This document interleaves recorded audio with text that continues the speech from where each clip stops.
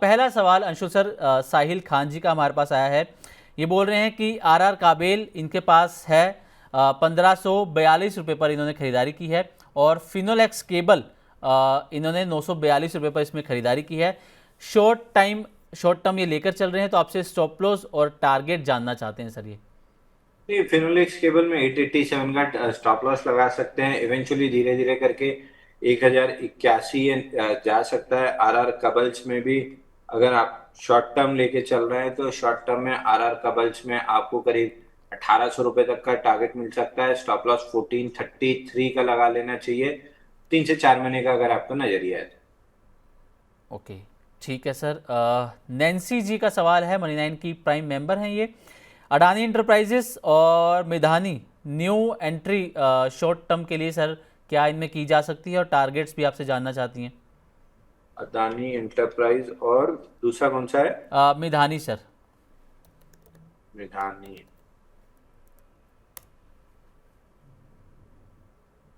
देखिए, मिधानी अगेन मरा हुआ काउंटर है बाइंग क्लाइमेक्स के बाद।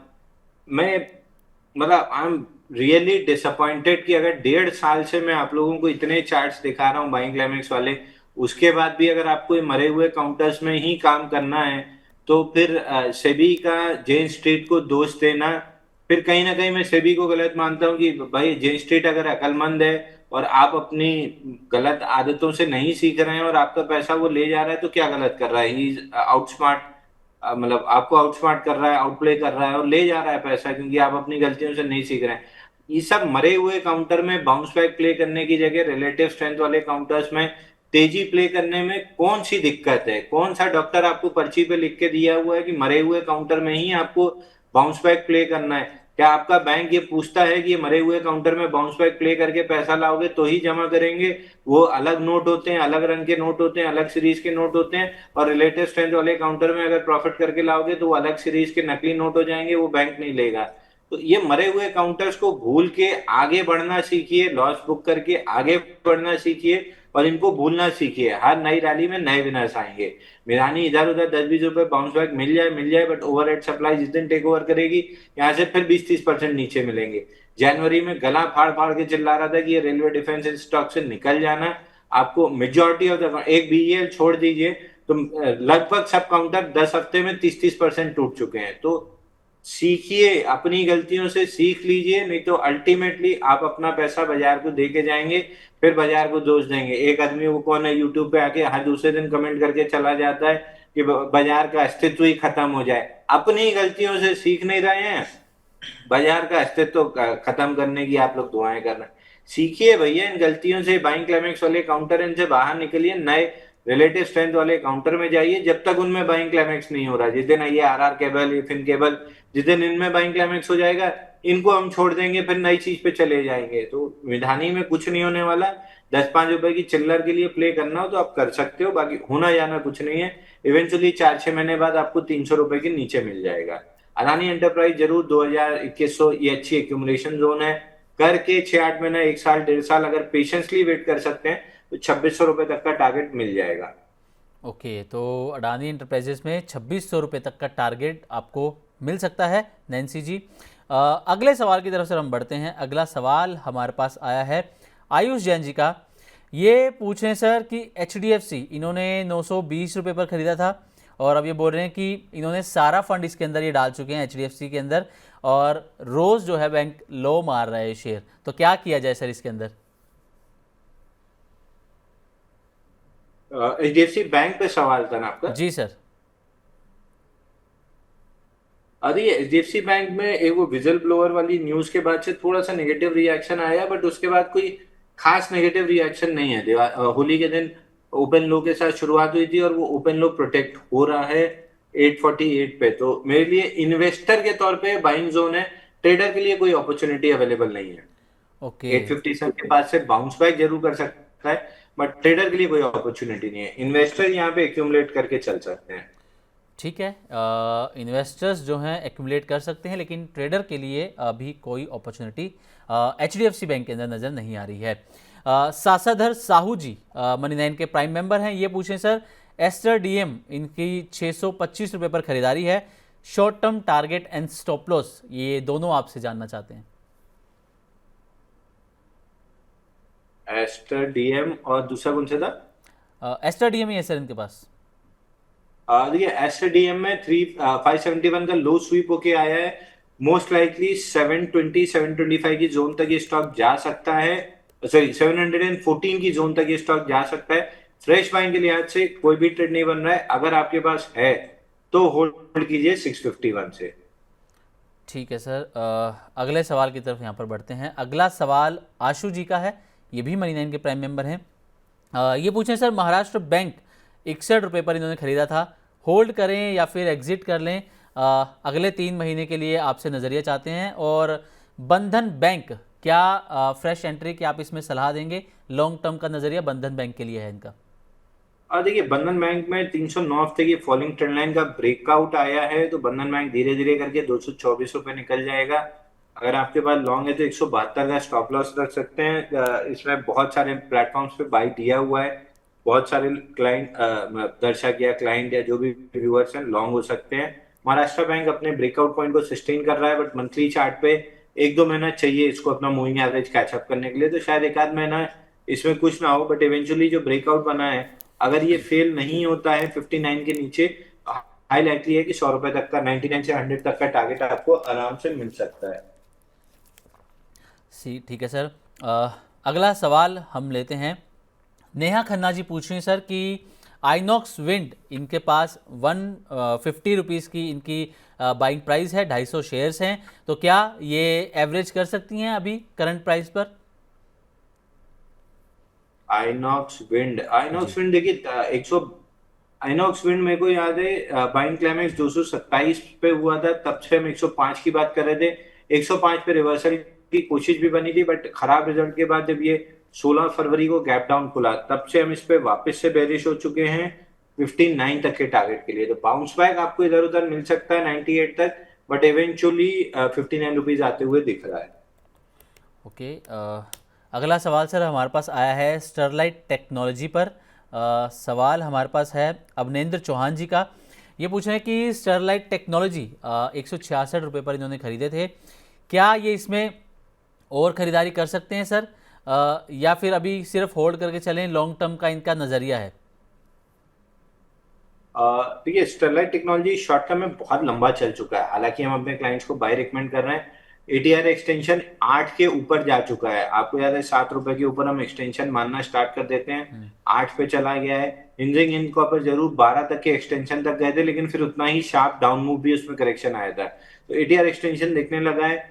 फ्रेश लॉन्ग के लिए यहाँ से तो अब लेट हो चुके हैं। जिनके पास एग्जिस्टिंग पोजिशन है, 171 का stop loss, trailing stop loss ले लीजिएगा।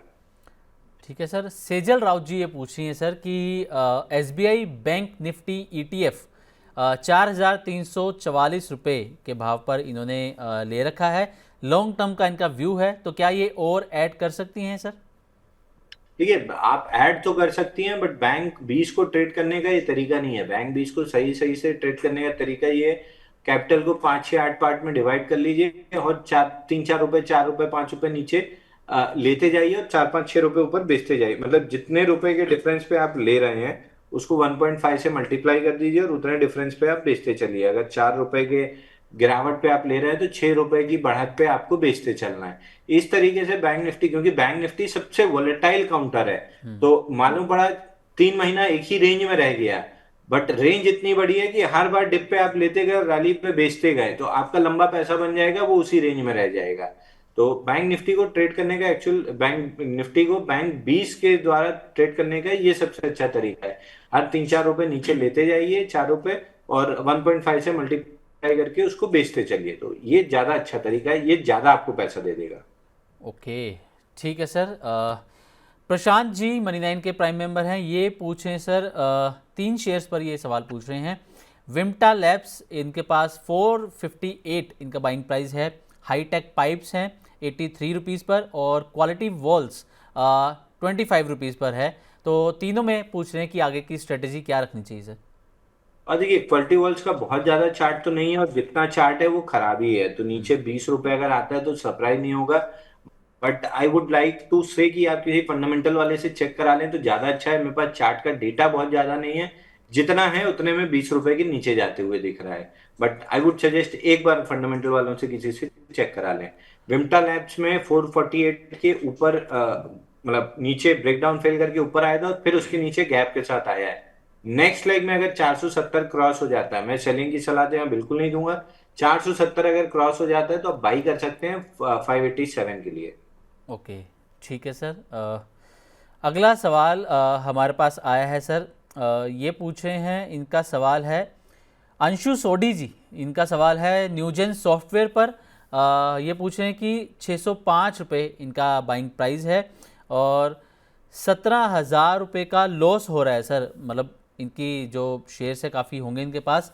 17,000 रुपये ये लॉस में है। अब एग्जिट करें या फिर वेट करते रहें करें सर इसके अंदर? सर एक बार स्टॉक का नाम रिपीट कर दीजिए प्लीज। जी, न्यूजेन सॉफ्टवेयर। न्यूजेन। न्यूजेन में वीकनेस है सर। 78 डेज में 56% करेक्ट हुआ था। Last week, before last week bounce back की कोशिश थी जो फाइनली फेल हो रही है और लो तोड़ रहा है।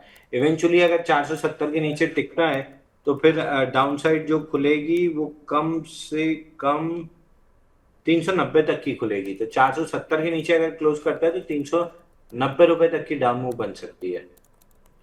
ठीक है सर। अगला सवाल ले लेते हैं। अगला सवाल हमारे पास है सर। ये पूछ रहे हैं सर कि बिरला सॉफ्ट लिमिटेड, इनके पास 388 रुपये, सुखमीत जी का सवाल है, 388 रुपये पे इन्होंने खरीदारी की है बिरला सॉफ्ट लिमिटेड में। तो अब आगे आपको क्या लग रहा है सर, चार्ट्स कैसे लग रहे हैं इसके? तुरंत बेच देना चाहिए। 353 का इमीडिएट डाउनसाइड दिख रही है और 353 निकलने के बाद 241 तक ही नीचे आ सकता है। मिड कैप स्मॉल कैप जितनी जल्दी निकल सकते हैं आईटी से, उतना जल्दी बाउंस बैक में निकलने की कोशिश कीजिए। ठीक है। सोनी कुमारी जी का सवाल है कि एसोसिएटेड एल्कोहल्स, क्या इसमें फ्रेश एंट्री की जा सकती है सर? रेकमेंड करेंगे अभी आप? और नहीं, इसमें दो चीज बन सकती है। 820 के ऊपर आगे क्लोज करे तो एक बार दोबारा सवाल पूछिएगा, तब शायद एंट्री बने। नहीं तो ये 810 815 की जोन तक बाउंस बैक करके एक बार वापस 648 तक जाएगा और प्रोबेबिलिटी 648 जाने की मोर देन 75% है। ओके। सुनंदा शर्मा जी का सवाल ले लेते हैं सर। ATGL 545 रुपये बाइंग प्राइस है। और ये पूछ रहे हैं कि क्या करें और अडानी ग्रीन में जाएं या फिर अभी वेट करें? देखिए, अडानी ग्रीन पे तो मैं कोई सलाह नहीं दूंगा क्योंकि रेगुलर उसमें ट्रेड होता है, मेरी पोजीशन है, होल्डिंग है। बट एटीजीएल में मैं वेट करूंगा। 521 रुपए के ऊपर अगर आगे क्लोज करता है तो स्ट्रक्चर के ब्रेकडाउन का फेलियर कंफर्म हो जाएगा और फिर सीधा सीधा पहला टारगेट जो खुल जाएगा वो वीकली के स्ट्रक्चर का हाई, स्विंग हाई खुलेगा 621 रुपए का, और उसके ऊपर जो स्वीप हुआ था हाई 720 रुपए वो खुलेगा। तो स्टॉक ठीक लग रहा है, बट 521 रुपए के ऊपर कंफर्म बाई मिलेगा तब मैं बाई करना पसंद करूंगा। ठीक है सर। अगला सवाल, इनका जो यूट्यूब हैंडल है क्राफ्ट बी के नाम से है। ये पूछे सर कि डेटा पैटर्न्स, इसमें क्या करना चाहिए सर? आपने कहा था कि 3500 के अगर ऊपर टिकता है तो 4,000 रुपये तक जा सकता है। तो इसमें प्रॉफिट बुक कर लें, ये क्या करें सर? अभी फिलहाल प्रॉफिट बुक करना चाहिए क्योंकि स्टॉक ओवर स्ट्रेस्ड है। पुल बैक में टाइट रेंज और मूविंग एवरेज कैचअप के लिए नीचे आ सकता है, तो एक बार के लिए आपको बुक करना चाहिए। उसके बाद वापस से जब बाई बनेगा तो बताएंगे। ठीक है। शिव जी का सवाल एक हमारे पास आया है, मनी9 के प्राइम मेंबर हैं ये भी।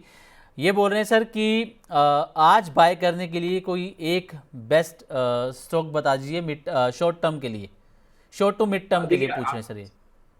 देखिए, अभी तो आज बहुत सारे स्टॉक्स में प्रॉफिट बुक कराए हैं, तो अभी फिलहाल फ्रेश बाई कोई भी नहीं बन रहा और वीकेंड है, तो वीकेंड की रिस्क क्यों लेके जा रहे हैं? मंडे आके नए सिरे से काम करेंगे। ओके, मंडे आके नए सिरे से इसमें काम करना होगा। ठीक है सर। एक सवाल ये पूछ रहे हैं कि इम्फा यानी कि जो Indian metals and ferro alloys हैं उसमें 1418 रुपये इनकी खरीदारी है और ICICI बैंक 1413 रुपये खरीदारी है। इनमें एग्जिट अपॉर्चुनिटी किस लेवल पर सर मिल सकती है? सर एक बार स्टॉक का नाम रिपीट कीजिए। जी, एक तो ICICI है सर, आईसीआईसीआई बैंक। बैंक जी, और एक है Indian metals and ferro alloys. अच्छा, इम्फा। इम्फा। देखिए, आईसीआईसीआई बैंक इन्फ्लेक्शन पॉइंट पे है 1320 1330। अगर इसके नीचे क्लोज किया तो आईसीआईसीआई बैंक में वीकनेस गहराएगी 1257 तक। तो यहाँ पे मेक और ब्रेक लेवल पे मैं यहाँ पे सेल की सलाह तो नहीं दे रहा हूँ, एक दो दिन वेट एंड वॉच का अप्रोच रखना चाहिए। बुलिश एविडेंस बना तो बाई करेंगे। इंफा में एक ब्रेकआउट के आसपास फेलियर बना है 1466 तक, लॉन्ग लिक्विडेशन में 978 रुपए तक नीचे आ सकता है। पुल बैक अगर मिलता है 1287 तक तो वहां पे आप रैलीज पे माल बेच सकते हैं। ठीक है सर। परमार प्रिंस जी, आईआरएफसी पर इनका सवाल आया सर हमारे पास, ये पूछे हैं कि 145 का लिया हुआ है तो अभी एवरेज करें या फिर होल्ड करके चलें, एक साल तक ये होल्ड कर सकते हैं सर इसको। आईआरएफसी जी। सर आप 1 साल होल्ड करो, 2 साल होल्ड करो, चाहे 5 साल होल्ड करो, कोई फर्क नहीं पड़ रहा है। आईआरएफसी वाइन क्लाइमेक्स वाला कैंडिडेट है। लगभग मेरे को याद है 186 रुपए से मैं बताते आ रहा हूँ कि आपको निकल जाना चाहिए। पहला टारगेट आपका 106 रुपए था जो गैप के साथ निकला है, अब 85 जाएगा, उसके बाद 6350 जाएगा। तो कोई फर्क नहीं पड़ता आप कितने साल होल्ड करें। इसकी दशा दिशा नीचे की है 6350, पहले ये जाएगा वहां बॉटम बनाएगा, उसके बाद सालों लग सकते हैं बेस बनाने में। वी शेप रिकवरी के कोई वजह नहीं है कि वी शेप रिकवरी कर दे, तो हो सकता है सालों में बेस बनाने जाएगा। अगर आप, मैं फिर वही सजेस्ट करूंगा, एचईजी ग्रेफाइट के चार्ट खोल के देख लीजिए। अगर आप इतनी मेहनत अपने लिए नहीं कर सकते तो पैसा म्यूचुअल फंड मैनेजर को दे दीजिए। अगर आप अभी तक होल्ड कर रहे हैं तो you are the worst fund manager of your money. तो इस फंड मैनेजर से अपने पैसे को बचाइए, इस फंड मैनेजर को नौकरी से निकालिए और किसी म्यूचुअल फंड मैनेजर को पैसा दे दीजिए। ठीक है सर। समीक्षा जैन जी का सवाल है, मनी 9 की प्राइम मेंबर हैं ये। DCX India, Kirloskar brother, data patterns और सोलार इंडस्ट्रीज़, इनमें से किस में एंट्री कर सकते हैं सर? कोई काउंटर आपको अच्छे लग रहे हैं इन चारों में से? देखिए मैं सोलार इंडस्ट्रीज में इंटरेस्टेड रहूंगा, लेकिन प्रॉब्लम ये है कि सोलार इंडस्ट्री आज ही मैंने प्रॉफिट बुकिंग की सलाह दी है। ओके। नीचे 14,400 रुपये में बाई दी थी और आज ही प्रॉफिट बुकिंग की सलाह दी है। तो अब जब तक ये साइडवेज वापस से एक रेंज नहीं बनाता है तब तक आई वुड वेट। जब ये रेंज बना के ब्रेकआउट देगा उसके बाद फिर हम इसमें वापस से इंटरेस्टेड रहेंगे। तो सोलर इंडस्ट्रीज में इंटरेस्ट है, लेकिन आज या एक दो दिन के लिए तो नहीं है। पैटर्न डेवलप होने में 4-5-6 दिन लगेगा, उसके जी। बाद वापस इंटरेस्ट आएगा। ठीक है सर। अगला सवाल हमारे पास है, KRBL 334 रुपये पर इन्होंने ख़रीदा हुआ है, IFCI 60 रुपये और एरोफ्लेक्स 234 रुपीज़। तीनों में सर ये स्ट्रेटेजी जानना चाहते हैं कि आगे क्या स्ट्रेटेजी तीनों में लेकर चल सकते हैं? देखिए एरोफ्लेक्स में एक कप हैंडल पैटर्न की फॉर्मेशन हो रही है, राइट साइड अच्छी तरह से डेवलप हो रहा है, बीच में इंस्टीट्यूशन वॉल्यूम भी है बेस में। और अगर क्लोज टू क्लोज बेसिस पे देखें तो ब्रेकआउट सस्टेन भी हो रहा है 216 में, तो एरोफ्लेक्स ठीक लग रहा है। अगर आप रिस्क एपेटाइट रखते हैं तो 207 के स्टॉप लॉस से एरोफ्लेक्स को जरूर बाई कर सकते हैं। एक उम्मीद है कि आपको ऑल टाइम हाई 267 270 की जोन मिल सकती है, बट 2,900 करोड़ का मार्केट कैप है और माइक्रो कैप स्टॉक इस समय बिल्कुल भी नहीं परफॉर्म कर रहे हैं। और आप कोरिलेशन हमेशा देखिएगा, लार्जेस्ट वेटेज बैंक निफ्टी का है। बैंक निफ्टी जब जब अंडर परफॉर्म करती है माइक्रो कैप सबसे ज्यादा पिटते हैं, क्योंकि वो इंडेक्स पे प्रेशर बना के रखती है ओवरऑल मार्केट और इंडेक्स पे। तो जब तक बैंक निफ्टी ढंग से नहीं सुधरती है मैं माइक्रो कैप को थोड़ा सा अवॉइड करने के मूड में हूँ। बट अगर आप रिस्क एपेटाइट है आपके पास और 207 का स्टॉप लॉस आप झेल सकते हैं, उतना लॉस की अगर स्टॉप लॉस कटा उतना लॉस आप झेल सकते हैं, तो एक बार ट्राई कर सकते हैं। आपकी जगह मैं होता तो मैं अवॉइड कर देता। ओके। ठीक है सर। अगला सवाल सर वोडाफोन आइडिया पर हमारे पास आया है। अजीत जी पूछ रहे हैं सर कि वोडाफोन आइडिया में क्या करना चाहिए, क्योंकि अब AGR बकाया में राहत की भी एक उम्मीद आई है। DOT ने कंपनी के लाइसेंस फीस की जो है दोबारा गणना की भी यहाँ पर बात आ रही है। तो सर वोडाफोन आइडिया इसमें क्या राय रहेगी आपकी? देखिए 1047 के नीचे आके क्लोज करने पे ब्रेकडाउन था, ये मैंने बार बार बताया है। 1047 के नीचे ब्रेकडाउन है, 876 का टारगेट खुला है। ठीक है। 876 ठीक। सुजलोन, सुजलोन पर सर क्या आपकी राय रहेगी? सुजलोन, मोतीलाल ओसवाल की रिपोर्ट भी इसमें आई है, 66 रुपीज़ का टारगेट प्राइस दिया है, 55-60% की अपसाइड की पोटेंशियल नज़र आ रहा है सुजलोन। इसके ये काउंटर कैसा लग रहा है आपको? चार्ट्स कैसे लग रहे हैं सर? देखिए ईमानदारी की बात यह है जी। कि सुजलॉन में क्या क्या बोलना चाहिए, कटा तो नहीं बोल सकता। सुलोन में आ,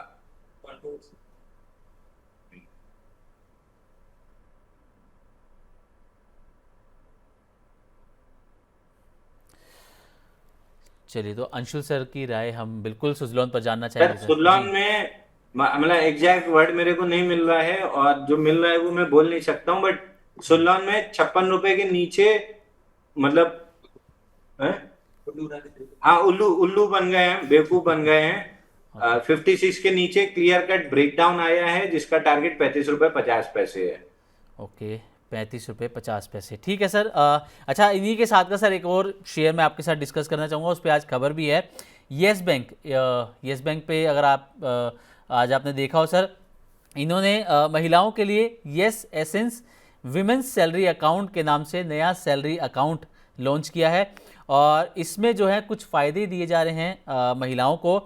पहले साल फ्री लॉकर दिया जाएगा, 5 लाख का हेल्थ कवर देने का दावा किया जा रहा है 1 साल के लिए, और हर साल हेल्थ चेकअप की भी फैसिलिटी जो है वो बैंक की तरफ से दी जा रही है। तो सर, क्या आपको लगता है कि इससे येस बैंक में कहीं तेज़ी आएगी इस खबर से? देखिए, इस तरीके की मार्केटिंग एक्टिविटी बहुत होती है। पहले एक्सिस बैंक में भी हुआ था, आईसीआईसीआई बैंक में सालों से मेरा अकाउंट है, आज 16-17 साल हो गए। आईसीआईसीआई बैंक में भी ऐसी एक्टिविटी, नॉट सिमिलर बट हाँ, मतलब ट्रेंड देख के women's day, men's day, father day, mother day activity होती है। उससे बहुत ज्यादा कुछ नहीं बदलने वाला, बट ओवरऑल अगर येस बैंक पे देखें तो मैं बेरिश तो एटलीस्ट नहीं हूँ, बट बुलिश भी नहीं हूँ। मेरे को 28 रुपए 35 पैसे के ऊपर मंथली क्लोजिंग चाहिए। उसके बाद मैं 87 रुपए तक के लिए बुलिश हो जाऊंगा। तो मैं कोई प्रियम्पटिव बाइंग की सलाह नहीं दे रहा हूं। मैं किसी तरह की बाइंग 87 रुपए सुन के आप तुरंत कूद जाएंगे तो आपकी गलती होगी, मेरी जी। गलती नहीं होगी। जब तक 28 रुपए 35 पैसे के ऊपर क्लोज नहीं करता है, पिछले 66 महीने हो चुके हैं इसी रेंज के अंदर ट्रेड करते हुए, अगले 66 महीने भी रेंज में ट्रेड करता रहा तो कोई सरप्राइज भी नहीं होगा। अगले महीने ब्रेकआउट दे दिया तो भी सरप्राइज नहीं होगा, क्योंकि रेंज कब तक चलेगी आप प्रिडिक्ट नहीं कर सकते। तो प्रिडिक्ट करने की जगह ब्रेकआउट का वेट कीजिए। 28 रुपए 35 पैसे के ऊपर जब मंथली क्लोज आ जाए, उसके बाद बाइंग स्टार्ट कर दीजिएगा। 87 रुपए 30 पैसे का टारगेट मिल जाएगा। ओके, ठीक है सर। एक सर आपसे राय मैं लेना चाहूँगा ओला इलेक्ट्रिक पर भी। कंपनी शेयर जो है 157 से 24 रुपये पर आ गए सर, 84-85% नीचे आ चुका है। ओला रोडस्टर अब ये लेकर आए हैं, उसमें कई तरीके के ये ऑफर्स दे रहे हैं ग्राहकों को अट्रैक्ट करने के लिए। स्पेशल विंडो इसमें होली के टाइम पर ये लेकर आए हैं, उसमें 5,000 तक के ऑफर्स दे रहे हैं अलग से। ये प्राइजेस कम किए हैं ओला रोडस्टर एक्स के। तो ओला इलेक्ट्रिक सर, इस पर आपका क्या नज़रिया रहेगा, जिनके पास पहले से हैं, जो घाटे में ही बैठे हुए हैं अभी तक? सर मेरा नजरिया अभी भी वही है। जब तक भावेश अग्रवाल कंपनी में है, मैं मान के चल रहा हूँ कि डब्बा हो जाएगा। अगर वो निकल गया, टीवीएस मोटर ने टेक ओवर कर लिया या हीरो मोटो को आपने टेक ओवर कर लिया, तो भी I don't think equity players को कुछ मिलेगा। बट वो कौन सी पिक्चर थी वो, गैंग ऑफ वासेपुर, जी। उसमें जो विलन अपने लड़के से कहता है ना, तो से ना हो पाएगा। तो जी। ये भावेश अग्रवाल से नहीं हो पाएगा। तो जब तक उनके हाथ में कंपनी है, मान के चलिए कि डब्बा हो जाएगी।